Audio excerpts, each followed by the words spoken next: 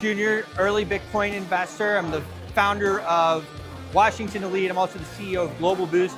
Biggest business that we do right now is capital projects here at the Global Bitcoin investor. I'm the founder of Washington Elite. I'm also the CEO of Global Boost. Biggest business that we do right now is capital raise. We have multiple projects here at the Global Family Office Investment Summit. Well, we've seen a shift of how everything goes. Of course, we've been around and working with Anthony for a long time. And of course, we had crypto and everything, and as it evolved, now really it's AI. I mean, that's what's coming out of this AI, whether it's data centers, whether it's AI workers, whether it's just investing in AI. AI is the topic, and that is what is fueling this next bull run, really. So we've been involved in the Global Family Office Investment Summit for at least, I would say, 5 years. We're honored to be here at the 25th anniversary. We're honored to be a partner. There is probably almost nobody better than Anthony Ritosa at bringing such a high caliber of people together under one roof. And that's why we continue to come back. It's not like you go to some of these huge events and there's thousands and thousands of people. And yes, the ones that you want to talk to may be there, but there's a whole 100, 200 people lined up to get to them. And it doesn't mean it can't work. They work all the time. But what we do here at the Global Family Office Investment Summit is we bring all those people under one roof. And sure, maybe you have to stand in line, but it's only 3 or 4 people. It's not 200 or 300.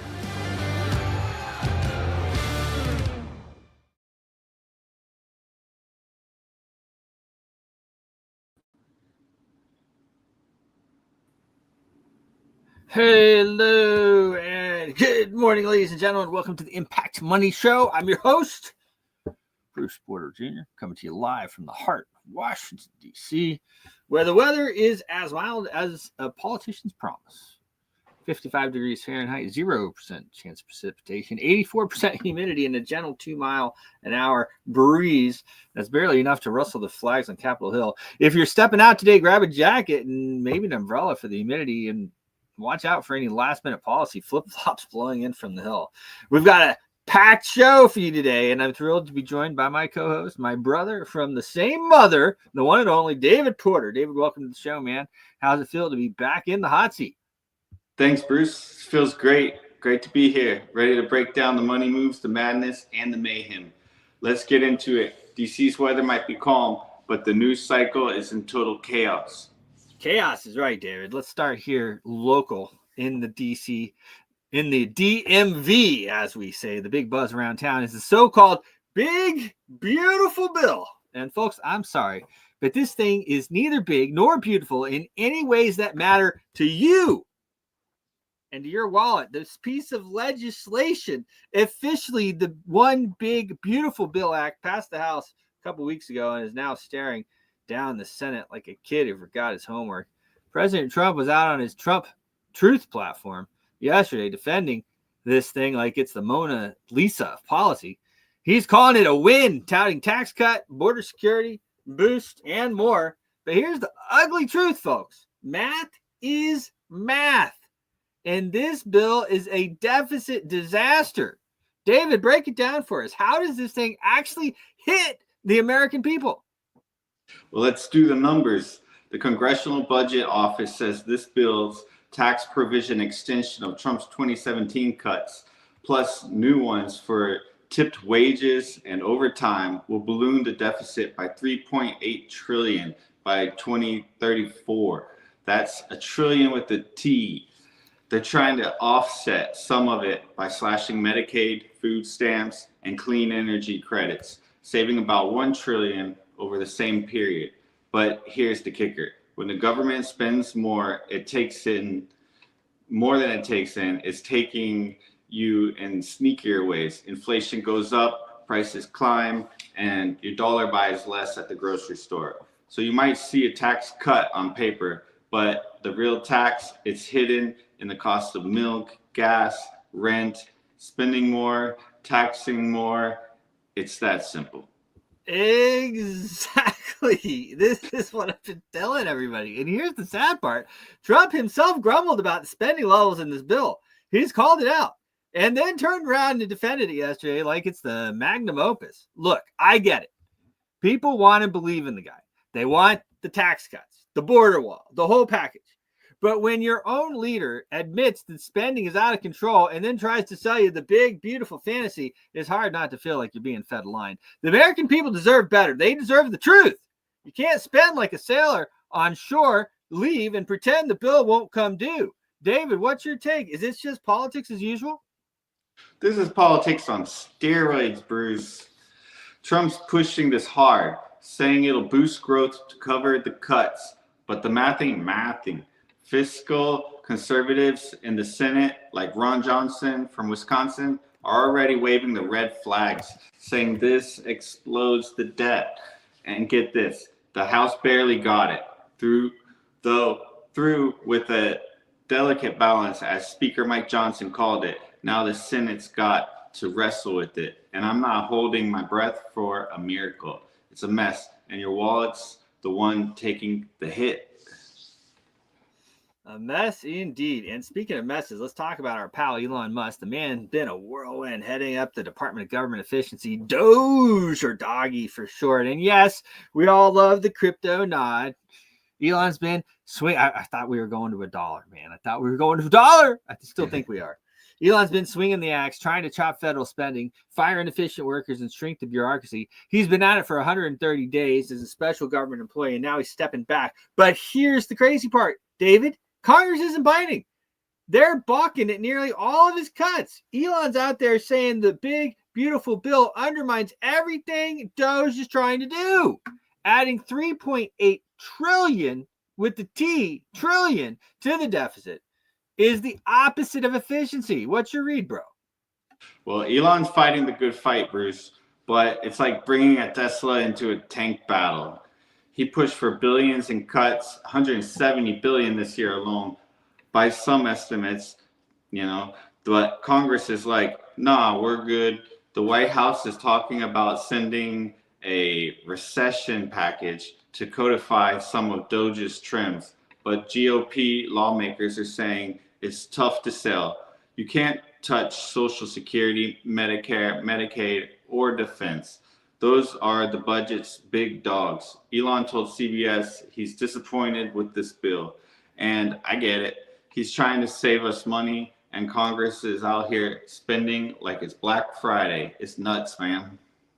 It is nuts. And that recessions package, that has about as much chance of passing as I don't know what. I mean, it's zero, folks. It's zero. Oh, we're going to do a recessions package, and that's when we're going to do all this stuff. And it's just total baloney. I can't even really, it's just, I don't even hardly know what to say about it. It's completely nuts. And props to Elon for calling it like he sees it. He even said, I think the bill can be big or it can be beautiful, but I don't think it can be both. Classic Elon. Straight talk with a side of sass. He's wrapping up his official role, but Trump says Musk will always be with us, helping all the way. I hope so, because we need someone out there fighting the bloat and really, talking like real talk, like no matter, okay, I really want this bill to go because of this, that, and the other, not just tell us it's big and it's beautiful just because. Meanwhile, Trump's been busy, folks. He's in the Oval Office praising Tesla, showing off the red Model S in the White House driveway. Maybe he's hinting at a purchase. But the big question, David, is tariffs. Trump's reciprocal tariffs got a boost from the federal appeals court last week, reinstating 10% levy on imports. Are these working, or are they just stirring the global trade pot? Well, it's a mixed bag, Bruce. The idea was to weaken the dollar, boost exports. It's a classic Trump playbook. But the courts flip-flop, striking them down, then reinstating them has markets on edge. Capital Economics says the average tariff rate could have dropped from 15% to 6.5% without them, but now they're back and it's chaos. Stocks and bonds are jittery and foreign investors are cooling on the dollar, per the Dutch bank. The US dollar index, the DXY, is up slightly today at 98.94. a 0.24% bump, but it's been nearly 3-year low. Tariffs might help exports long-term, but short-term inflation creeping and consumers are paying. What do you think, Bruce? I think it's a gamble, David. Tariffs sound tough, but when prices rise, it's your grocery bill, your car parts, your everything that hurts. I mean, I want to replace the engine on one of the cars here, and the price of the engine has gone up so much. It's crazy. And speaking of global chaos, let's swing over to Putin and Russia. The Ukraine war is heating up. Moscow just unleashed one of its biggest drone attacks yet, right before Trump was set to chat with Putin and Ukraine's Zelensky about the ceasefire. It's awfully quiet on the Russian side, David. No big statements, no counter moves. Are we in for something big, an escalation, a surprise deal? What's your gut telling you? Yeah, I mean, Russia's silence is eerie. Usually Putin's got the propaganda flying, flying faster than drones. This attack was massive, and with Trump pushing for a ceasefire, maybe they're playing coy, gearing up for a big move. Could be more strikes, could be a negotiation tactic. I'd say buckle up. When Russia goes quiet, not sure. Agreed, David. Silence from Moscow is like the calm before the storm. It just feels eerie. Keep your eyes peeled, folks. This could be shift really fast. Now let's pivot to tech. AI and robotics are buzzing. In AI news, we're seeing breakthroughs in natural language models. Think chatbots, but that sound even more human. Helping businesses, healthcare, you name it. Robotics is wild too. Companies like Horizon Robotics are down 5.94% in Asia today, but the field's hot with automated factories and self-driving tech and life longevity. Scientists are tweaking genes, pushing lifespans with trials showing promise in mice. Humans are next. And cancer cures. David, big news here. New immunotherapy trials are shrinking tumors with some patients in remission. Exciting stuff. What are your thoughts? Well, it's mind-blowing, Bruce. AI is making life easier with robotics and taking jobs and creating them. It's longevity in the research.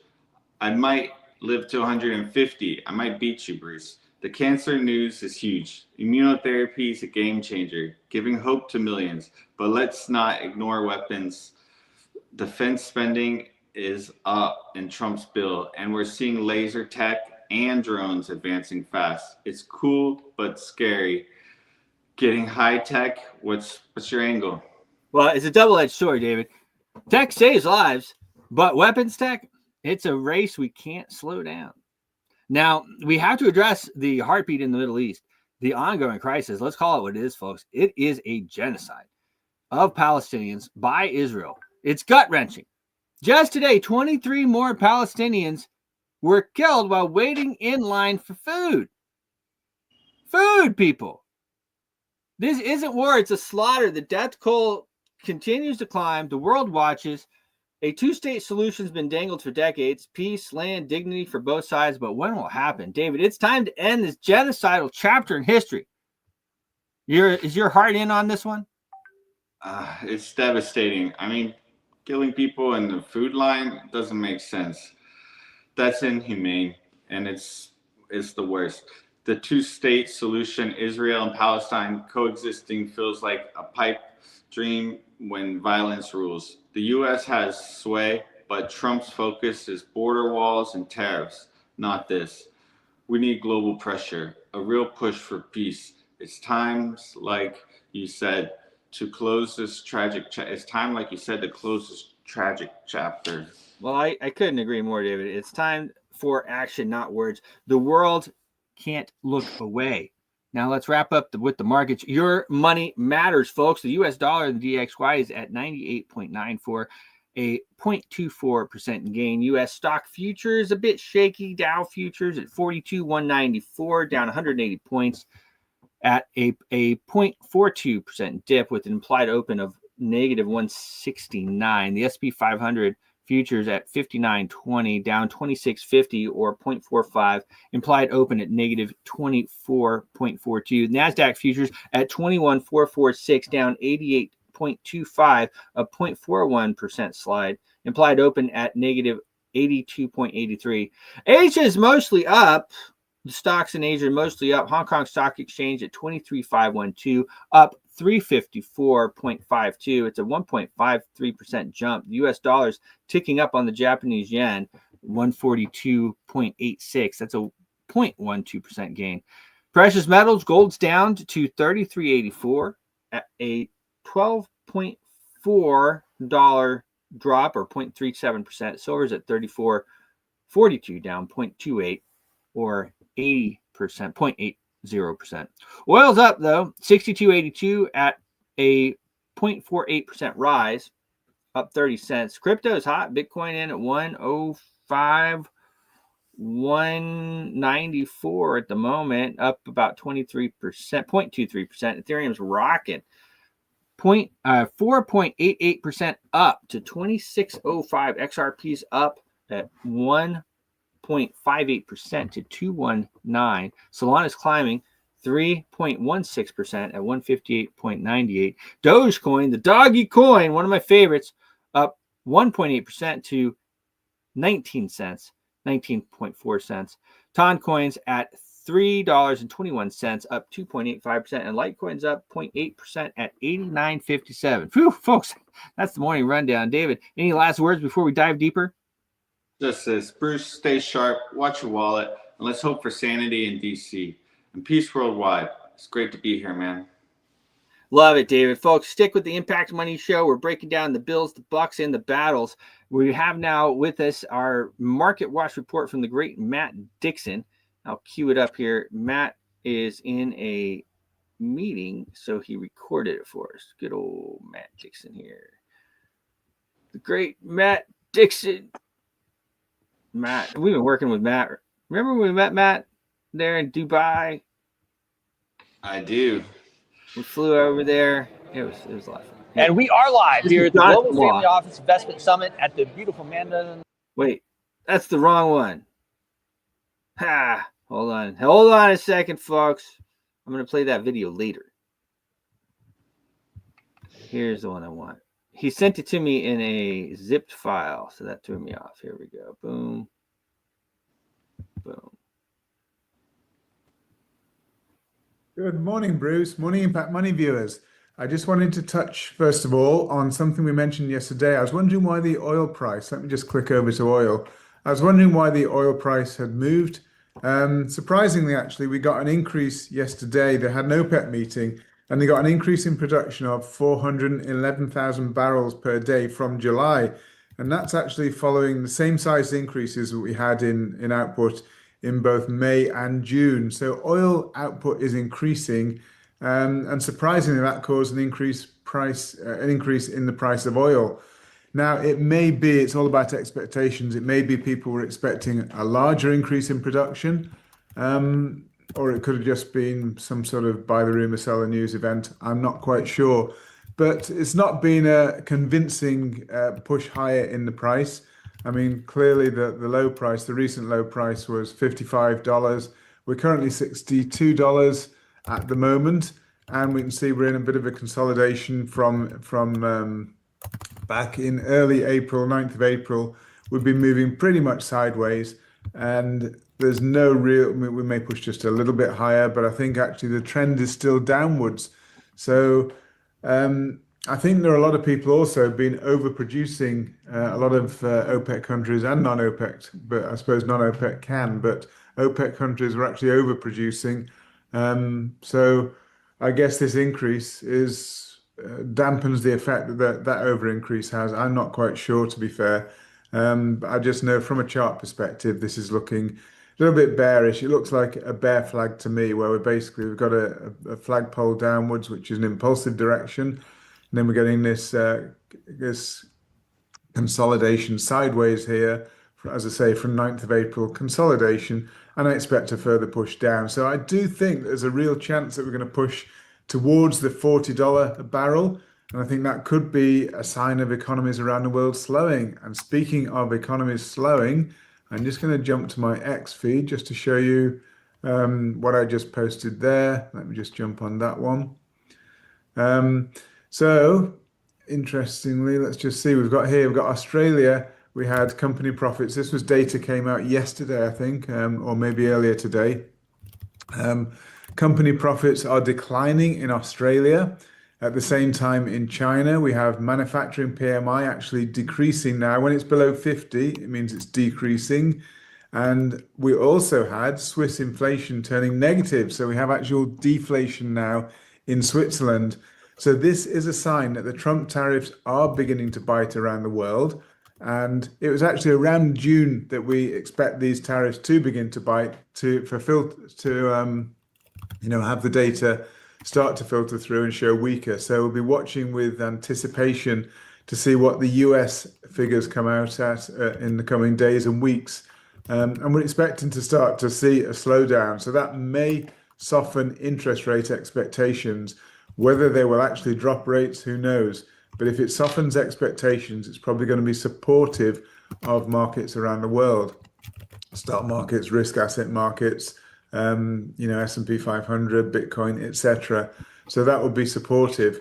Now I'm just going to jump straight back to Bitcoin. It's quite interesting. I've just put some labels on here from the top here, 1, 2, 3, 4, 5. It's not necessarily going to be 1, 2, 3, 4, 5, but I wanted to show you what my thinking was yesterday. These are daily candlesticks. So yesterday was the previous one to this red one today. It's the one here.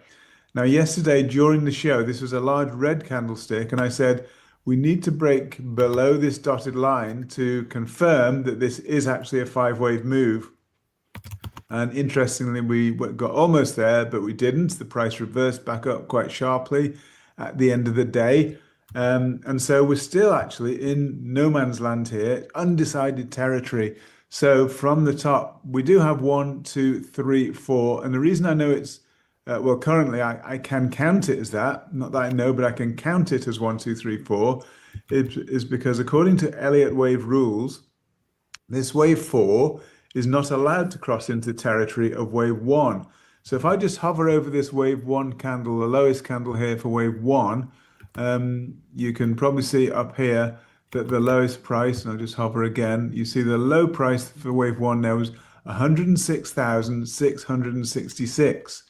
And then the high price for wave 4 was the high price 106,564. So in other words, the top of this wave 4 is below the bottom of this wave 1. So that just means that none of the rules have been broken. It's still currently a valid 1, 2, 3, 4, 5 count. So again, we're watching this very carefully to see, first of all, either whether it breaks into territory of wave 1, and if it does, that is confirmed then just as an ABC down, it's corrective, and we will then push higher. But if we push down below this dotted line, and that can still happen today, if that happens, then it will be confirmed as, first of all, a 5-wave move down, which is a small impulse down. It can still be part of a larger correction, but it would tell us that even if we get a 3-wave move back higher, we will get a further push down. So it's really interesting and informative to actually analyze a close inspection of the waves and the prices, where they are, whether they're crossing over, etc. It tells you an awful lot about where prices are going. So this is actually still, as I say, undecided right now. So I'm watching very, very closely to see whether we break that wave 1 territory there, or whether we break this bottom of wave 3 territory here. That will tell me where to go on my trades, whether to go long or whether to go short.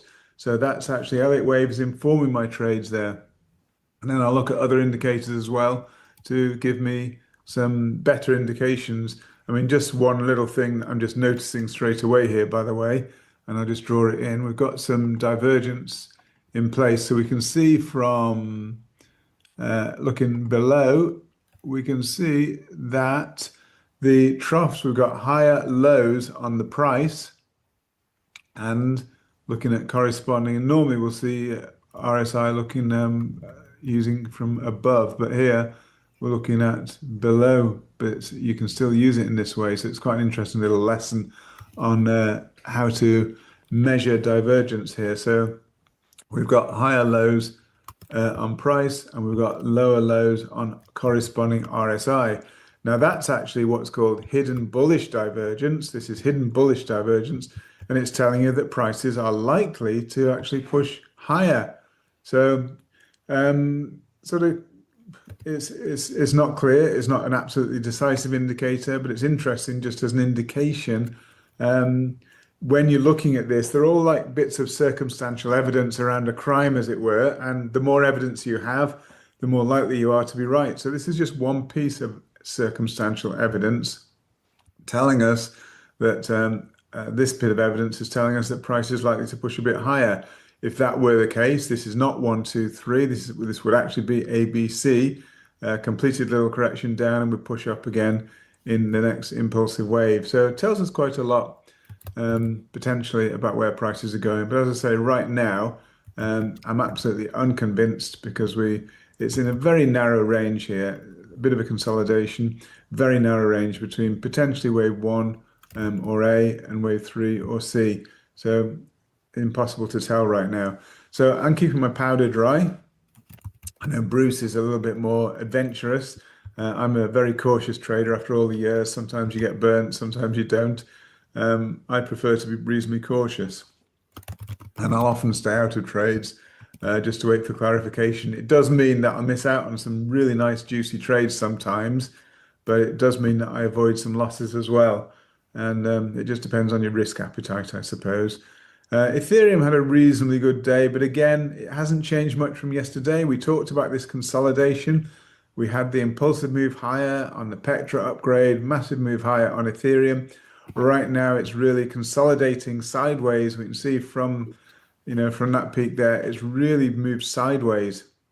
That is pure consolidation, and it's actually likely that we will most probably push higher again. So like I gave that little bit of evidence there on Bitcoin, telling you about some divergence there, some hidden bullish divergence. Here we have a different kind of evidence where we basically have a bit of a bull flag, which is telling us a potential to push perhaps a little bit higher. But it could be a final little push in this particular cycle for Ethereum. So maybe we have some kind of leading diagonal wave one, wave two, impulsive, powerful wave three, choppy sideways wave four, and then a final wave five. In this cycle, then we get some kind of correction down. But hopefully we've broken the back of this long-term downtrend now. That if we scroll out a little bit, we'd see, but basically it's been quite a long-term downtrend with numerous consolidations along the way as we move down, consolidate, down, consolidate, down, consolidate, down, consolidate, and then breakout to the upside with the Petra upgrade. Now consolidation, maybe another push higher. Then we would get a bit of a correction down, probably an ABC form correction down, possibly before another move higher.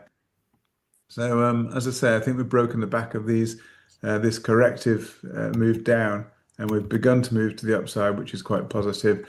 Again, even Litecoin, we've seen some bit of positivity. This looks to me somehow like an ABC kind of move. So I am still expecting, a bit like the rest, probably a little bit higher in the short term. A lot will depend on data coming out, I think, from America in coming sessions. But so far, the data has been reasonably robust out of the US. So we've not seen any negative effects or any real negative effects yet of Trump tariffs. But as we've said all along, it will take quite some time to filter through. All of the figures that you see, like inflation figures, PMI, all the basically the data points that you see, growth figures, manufacturing figures, you see out of the US, they're backward looking. So they're measuring what has already passed. And so when you're looking at the effect of tariffs, the measurements of the past basically were looking before the effect of tariffs. We're now moving into territory of where the tariffs have actually potentially taken effect. And the talk is that they have slowed the economy. There's a lot more goods staying on the shelves because prices are pushing higher. And that's actually the effect of tariffs. Obviously, you're adding to the price. So it will slow the economy somewhat. And this is why I think Trump was asking, begging, cajoling Fed Chair Powell to try to reduce rates, because Trump may be, I mean, one of the problems with the Fed is they're also looking backwards. They look at data. They're so often saying they're data dependent, which means they're looking at data which is in the rear view mirror. They're trying to drive forward looking in the rear view mirror, and that's just the way they do things. And in a way, it's logical. They have to react to data. But Trump is saying, I think he knows the tariffs are going to slow the economy. So he's saying, we want lower interest rates now. And in some way, Trump may well be right, that if we are going to see prices rising, economy slowing, well, certainly I would say if we're going to see economy slowing anyway, he wants lower interest rates to counter that effect. So that lower interest rates, of course, stimulate the economy, So that's what he's looking for. And that's why Trump has been calling loudly for lower interest rates. And Powell has been ignoring that call because the data at the moment just doesn't show that, doesn't allow for that. Again, we mentioned yesterday with Solana, and it's almost the same story that we have in Bitcoin here. From the top, we've got a 1, 2, 3, potentially 4. So it's either ABC or 1, 2, 3. So we can't tell at the moment, and we need to wait whether we break lower to give us 5 waves or whether we break above. Potentially it's up here actually, above a wave 1 here. Quite a bit potentially higher to go up to 170 there before we confirm a break of that. So a bit of a wider range than Bitcoin. I suppose percentage-wise, it's probably similar actually. But again, a little bit of uncertainty there, a bit of no man's land that we're in. So I will wait for confirmation either way before me potentially taking a position.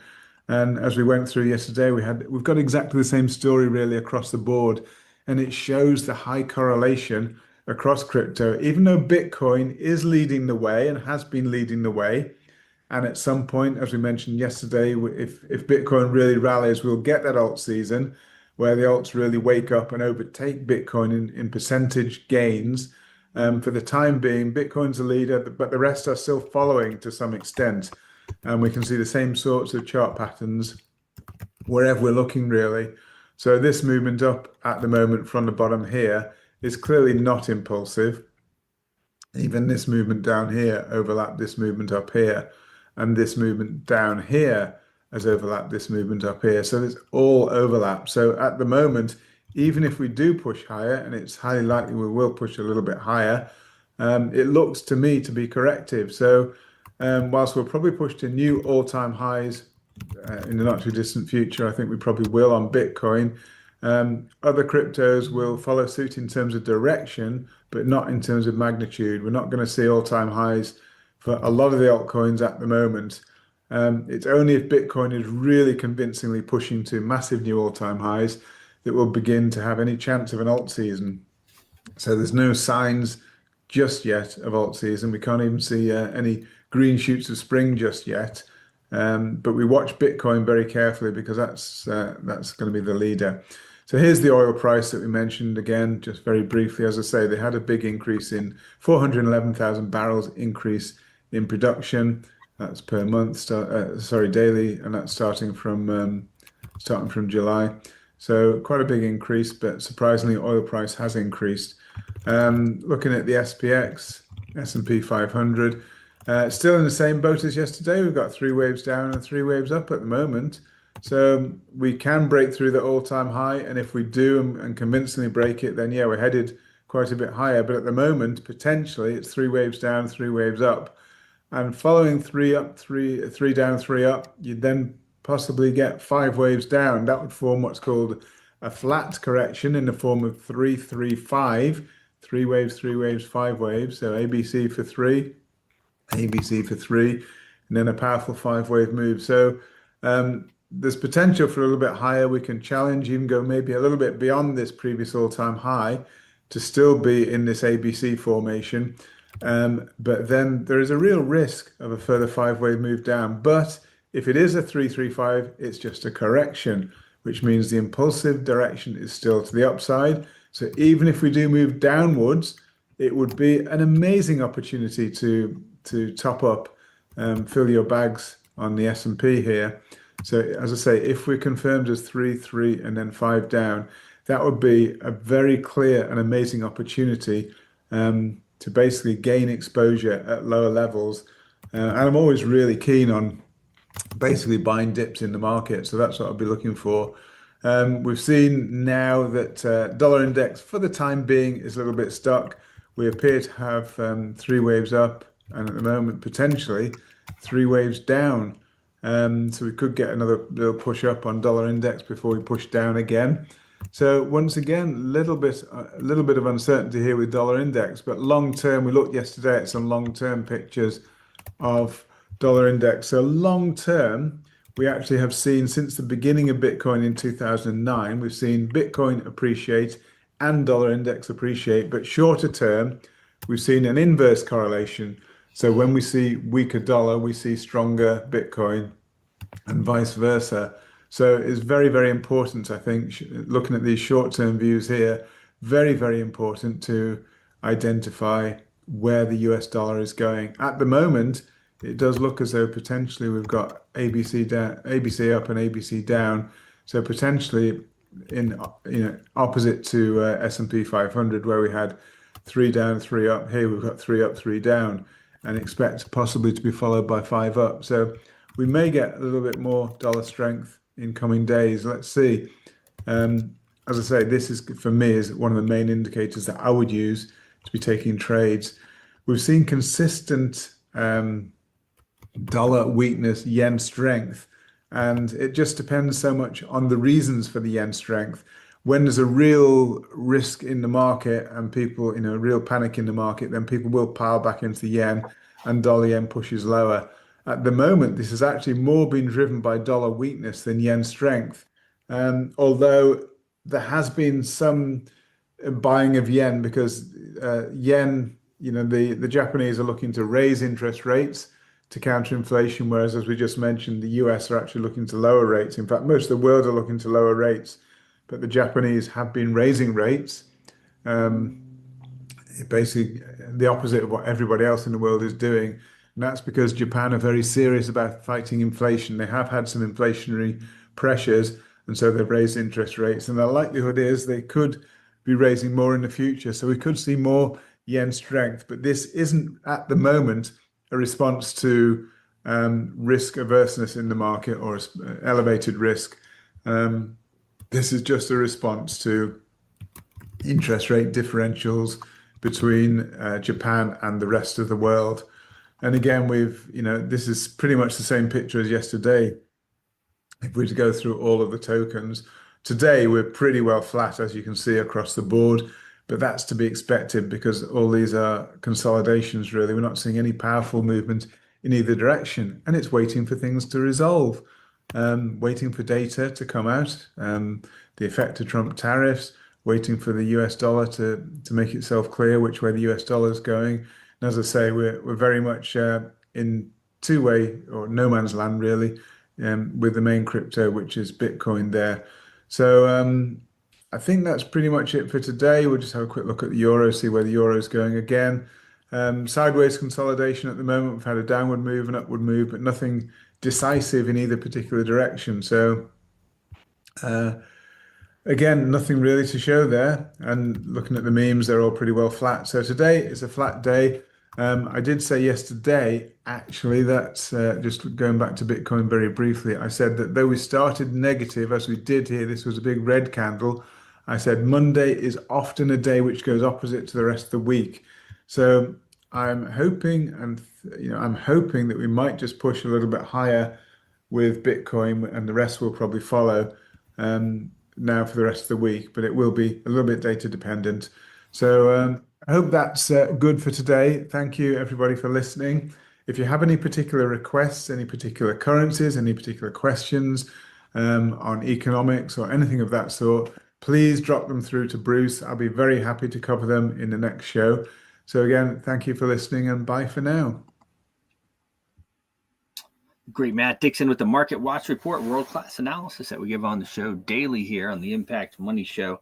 I have with me here queued up, of course, we are doing the Monaco event, the Global Family Office Investment Summit. I led with a little promo video for the Global Family Office at the beginning of the show. And we are doing the Monaco event, June 26th, 27th in beautiful Monaco. We'll be there in the south of France for a little while. And really looking forward to it. I have with me here an interview that we did with Jonathan Law at the Global Family Office event in Dubai. Check it out. Oriole, blah, blah, blah, blah. Mandarin. And we are live here at the Global Family Office Investment Summit at the beautiful Mandarin Oriole, blah, blah, blah, blah. Mandarin Oriental Hotel in downtown Dubai. Absolutely amazing day. Another sunny day as they have it here in Dubai. I have with me here Jonathan Lowe. He's with BitTap. Tell me, Jonathan, a little bit about yourself and what brought you here to the Global Family Office Investment Summit. Thanks for having me, man. Basically, I run a company. I founded and started a company 3 years ago. We provide crypto debit card white labels all over the world.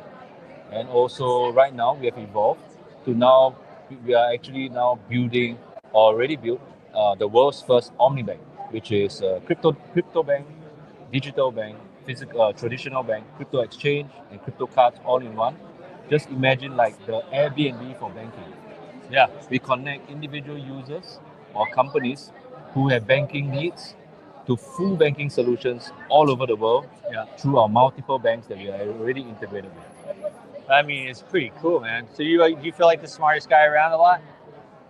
No, there's so many smart people all around. It's true. There is so many smart people. There's a lot of really nice people here. That's one thing, hats off to Anthony Ritosa for putting all of us together. Kind of like herding cats, like to bring it all. Now, what you have, though, is a very interesting solution, I think, for a lot of people who watch our show, whether they're in crypto business or other types of business. They want a white label, a payment solution. Talk a little bit more about that. And it's working now, right? Everything's working. It's been working for a while. So I'm a crypto company, and I have a crypto coin. What are you telling me? Is there a package that I get? What are, do I give it to all my users? Do they have to pay something? Break it down a little bit for us. Okay, so basically, for example, let's say your example, if you're a crypto company, we have white labels for crypto cards. Yep. Virtual cards, physical cards, or even cards with bank accounts. Yep. Different bank accounts all over the world. So basically, you as a company would want to white label your own banking solution where you can then issue crypto cards or banking accounts where people can spend your tokens. They can spend their normal tokens, they can spend your tokens. Essentially, that's the key, right? You build your own token project, you want more utility for your token, you want your community to be able to use that token in real life. Yeah, that is the thing that a lot of projects totally forget, right? And then they wonder why people sell. What else are you supposed to do with the token? Exactly. But what if you can keep the token and you can actually spend it in a restaurant, you can spend it on a date? Yeah. There's a lot of things you can do. So that's really cool. I will say that not spending crypto, though, can work out sometimes too, because that's so high. But no, you have to be able to use it. That's what I've said all these years, right? Yeah, if you're not able to use it, then okay, it's meant to be used. So that's the key, actually, not for the current crypto users to be happy. Right. The key is actually for new people to understand, so crypto can be used, because there's still so many people in the world that thinks crypto is a scam, right? Which is so funny. It is so funny. They're like, oh, Bitcoin, nothing's backing it. I don't know what you're talking about, man. It's $89,000. Have you looked at it? What do you mean nothing's backing it? There's a lot of things backing it. What's backing the US dollar? Nobody knows.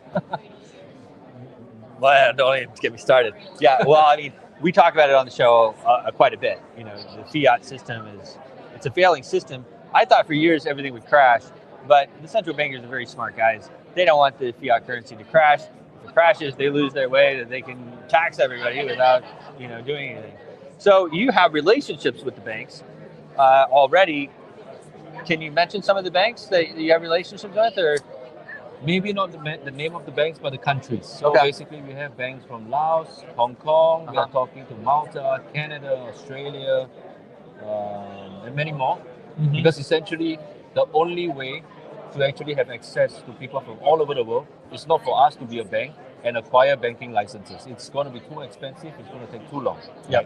Everyone is trying to do that, and it's a race. Yeah. Right. So why not build an ecosystem where we integrate different banks, so all different banks become our friends, right? So that's actually the ecosystem that we want to build. Crypto cards will be our friend, exchanges will be our friend, banks will be our friend. Because why? What do banks want? Customers. What do customers want? Banks, right? So we just connect them. Yeah, that's what we do. Cool. Do you have one of the cards? Can we see it? Yeah, we do actually. Oh yeah. So this is one of our cards. It's the premium VIP. This is the premium VIP. I'll just show you this side, obviously. Cool, man. That feels pretty legit. Yeah, and so it works. It's been working for quite a while now. Basically, our app also allows you to load your crypto. It has a self-custody wallet, and then you can load your virtual card, which is Google Pay, Apple Pay, and then you can load your offshore bank account too. Yeah. You can deposit in fiat, transfer in fiat, and then withdraw in crypto, spend in crypto, always. So basically, we want it to be a one-stop shop. Yep. For everything. I mean, it seems like a pretty easy sell, I guess, if the price is right. Are you onboarding a lot of projects? Yeah, we recently onboarded quite a lot of projects. Like for example, companies in network marketing, companies that are in iGaming, companies that are in forex companies. Apart from crypto, of course, majority of our users are in crypto. Yeah. But we realized that crypto cards are just a band-aid solution of the problem. Right. Everybody is actually using crypto cards because they have problems with their banks accepting crypto. Right. That's why they move out. But what if we created a solution where we provide the banking solution for them? Right. And then crypto card becomes one of the options that they need. Yep. Plus banking, because a lot of people use Revolut, use Wise, because they need it in their everyday life. So imagine cross remittance to their families, being able to deposit or withdraw or even spend to buy a house or car, everything in one. Yeah. Well, and it's interesting too. You mentioned the MLM. This is also a way you can make payments, right? Everybody gets a card, and you can pay everybody. So, all right. Well, it's pretty amazing. And we talked yesterday. We met yesterday. You told me about it. I was like, yeah, that's pretty good. That's pretty cool. So I appreciate you coming on. What's the website, social media? How do people find you? You can search my name, Jonathan Low, JONATHAN space LOW, or even search our website, BIPTAP.com. Borderless instant payment. Tap the sound of your card.com. Basically, we have everything there. Thanks for coming on, man. Thank you for having me. See you soon. Hey, Randy, I got another home run for us, man. This 2-bit exchange is absolutely amazing. Hey, Bruce, what's up, man? Yeah, why don't you tell me about that 2-bit exchange? Yeah, that's right. And we're going to be able to list our coins that we want that we support, and they're going to be on this amazing derivatives platform. It's absolutely awesome. Derivatives? I love derivatives. I can't wait to be on the trade copy program. So what I want you to do is set up an account and then send me your UID, and let's set you up with a trade copy system, and you just let it run. Copy our trades. That's it. Easy peasy. So you want me to open an account, send you my user ID, and you hook me up with the trade copy system. I can't wait. Sounds spectacular. Hey, Matt. Hey, listen, I met with the guys at 2-Bit Exchange while I was in Dubai, and this platform really looks amazing. Yeah, hi Bruce. Yeah, thank you again for that heads up. I mean, I've looked into this 2-bit platform.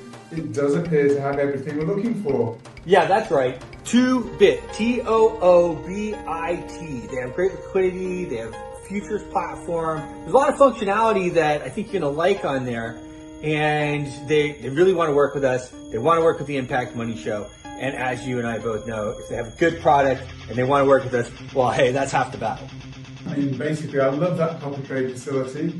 I love the features on the platform. It's basically very simple to use. Our viewers only need to set it up to copy our trades, and they just do all the trades that we do. Makes it really easy for people to participate. I think they're going to love it. I'm pretty excited about it. And yeah, it's definitely going to benefit people. I mean, obviously with all the years of experience that we can pack into it, and people can basically benefit from that.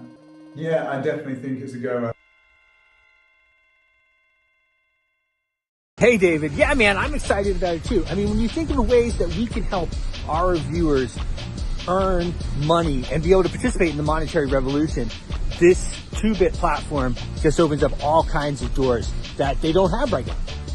Hey, Bruce, I'm checking out this platform. It's revolutionary. That's absolutely correct. And the futures platform is amazing. Great liquidity. And the copy trader program, people are going to be able to make the trades exactly when we make them and make the money that we make. It's a win-win for everybody. Open for U.S. customers, and you can deposit money with a credit or debit card. Doesn't get better than this. Beautiful. And what do you think we should use as a referral code? I think we should use Impact Money. That's the one. Impact Money.